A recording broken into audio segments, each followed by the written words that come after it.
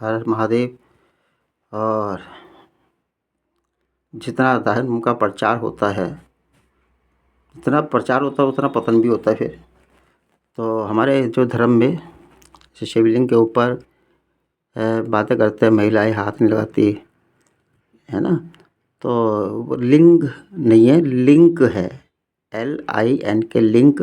Link का मतलब क्या है कि प्रतिबिंब।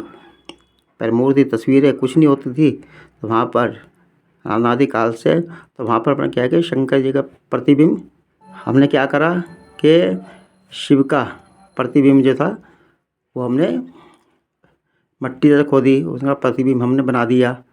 तो इसी तरीके से क्या है कि तो शिवलिंग है और जलेरी को योनि बना दिया। तो जैसा नाम होता है फिर वैसे ही ग्रह इंसान के बनते हैं, वस्तुओं के ग्रह भी बनते हैं। तो जैसा अपना नाम दिया जाता है, जैसे शुद्ध उच्चारण होता। शुद्ध उच्चारण का मतलब ये है कि हाँ, जैसे लिखा गया वैसे हमने पढ़ के बता दिया। जैसे विश्व का कल्याण बोलते हैं, और विश्व का तो कल्याण हो गया, मगर यह कि बेड़ा गर्क भारत का करा विश्व वालों ने। तो शुद्ध उच्चारण का है फिर यह है कि सबसे पहले यह कि देखो अपने लिए मांगो। और मैं भी 3 साल से अपना यही कर रहा कि जैसे मान लो कि अब विश्व का कल्याण नहीं, अखंड सिंधु सनातनी भारतीयों का कल्याण हो, है ना। सनातनी भारतीयों का कल्याण हो, ये शब्द बोलो। और वही हो रहा 3 साल से। यूक्रेन रूस में बमबारी, इजराइल हमास में, तो क्या कि शुद्ध उच्चारण अगर हमारे संतों ने किया होता तो जिसकी वजह से है कि आज हमारा भारत खुशहाल होता है ना। तो जैसे निराकार होता है, निराकार का मतलब निराकार की हम जैसे मूर्ति पूजा करते हैं, ऑब्जेक्शन उठाते हैं लोग, मूर्ति पूजा। अरे मूर्ति पूजा क्या है भाई, देखो मूर्ति पूजा क्या है कि वो साकार स्वस्वरूप है। मूर्ति पूजा जो होती है तो उसकी वजह से है कि जिसको निराकार से, और निराकार भी कहते हैं, फिर निराकार से साकार भी होता है, जिसको ज्योति स्वरूप कहते हैं निराकार को। उसका भी तो रूप है ज्योति का, है ना। ज्योति का भी स्वरूप होता है, जिसकी सूरत नहीं होती, वो मूरत नहीं होती, फिर वो क्या तो होती है एक हवा। तो हवा को महसूस किया जाता है। तो देखो उन्होंने क्या कहा विवेकानंद जी, और ये तो विवेकानंद जी थे, स्वामी दयानंद जी थे, इन्होंने बहुत से ज्ञान दिए, और वो मैं आपको सुनवाता हूँ। देखिए ये सुनिए। लेकिन मूर्ति पूजा में आप बुराई नहीं समझो। अब इन बातों का समाधान किस तरह करोगा? मैं मूर्ति पूजा में विश्वास को नहीं कर, दूसरा लोगों की तरह लकड़ी, मिट्टी, धातुरी पूजा मैं को नहीं कर सकूं। इस बारे में आप क्या कहोगे? ये किसका चित्र है? महाराज का। दीवान जी, कृपया इस चित्र को उतारिए।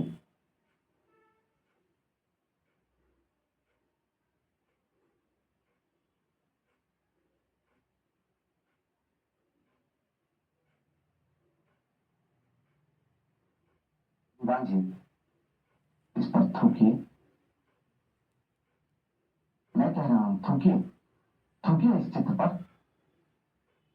स्वामी जी, ये आपने कई दरबार वास्ते कह रहा हूं, जो महाराज का चित्र है, मैं ये किस तरह कर सकूं? लेकिन ये तो सिर्फ कागज का एक टुकड़ा है, ना तो इसमें महाराज की हड्डियां हैं, ना मांस, ना रक्त। ना तो ये महाराज की तरह बोलता है और ना ही उनकी तरह व्यवहार करता है। फिर भी आप इस पर थूकने से इनकार कर रहे हैं। वास्तव में आप इस पर थूकने से अपने महाराज, अपने स्वामी का अपमान समझ रहे हैं। देखिए महाराज, एक अर्थ में आप इस तस्वीर में हैं और दूसरे अर्थ में आप नहीं हैं। आपके स्वामी भक्त कर्मचारी इस तस्वीर को उतना ही सम्मान देते हैं जितना वो आपके व्यक्ति को देते हैं।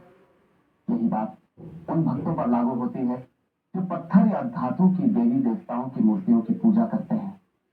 प्रतिमा उनके मन में उनके इष्ट को लाकर खड़ा कर देती है और इस बात में मदद करती है कि वो अपने प्रभु में मन रमा सके।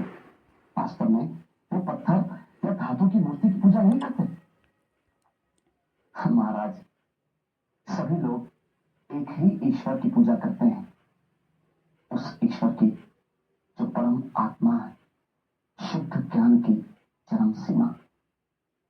और ईश्वर भी लोगों को उनके ज्ञान और उनकी समझ के अनुसार दर्शन दिया करते हैं।